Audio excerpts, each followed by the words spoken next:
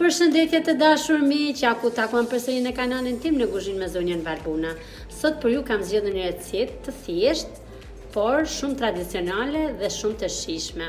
Qumshtoren pra.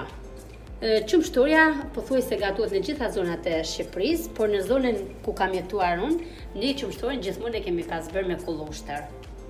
Tani në vend kullushtës do ta bëjmë me qumësht. Përbërësit që duhen për përgatitjen e kësaj recete janë 900 ml qumësht, 9 vezë, 230 gram sheqer dhe 1 lugë miell misri. Ne gjithmonë e kemi përdorur, prandaj dhe unë nuk e dal nga tradicionalja e gatimeve të zonës time. Pra, puna e parë, thyjm vezët. Një dhe nga një.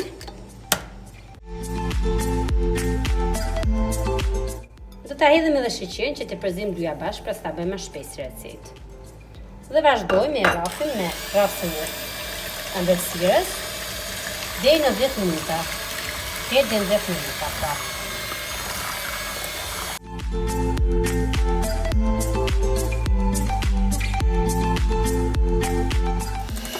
Pra tani procesi i parë i përzierjes së vezëve me sheqer ka mbaruar. Tani do të hedhim miellin e misrit, 1 lugë gjelle pra tham për këtë masë që kemi ne. E përzijem dhe avash të shtojmë edhe qumshtin.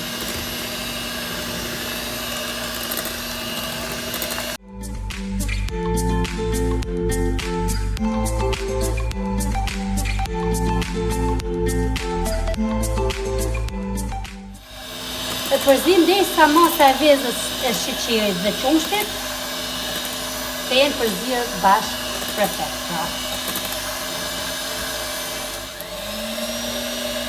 Tani pra kemi mbaruar dhe kemi gati për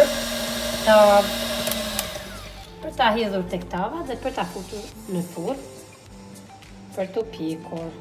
Pra kemi zgjedhur tavën jo shumë të madhe sepse masa jon kur të piqet do të ulet, pra dhe që të na dalin një trashësi, mos të dalin shumë e hollë, e hedhim në një enë jo shumë të madhe. Pra, për masën tonë që kemi bërë, kjo tava është fiks. Pra, do ta vendosim në temperaturën 220 gradë për 15 minuta dhe për 40 minuta të tjera do ta vendosim në temperaturën 100 gradë, që të piqet avash avash.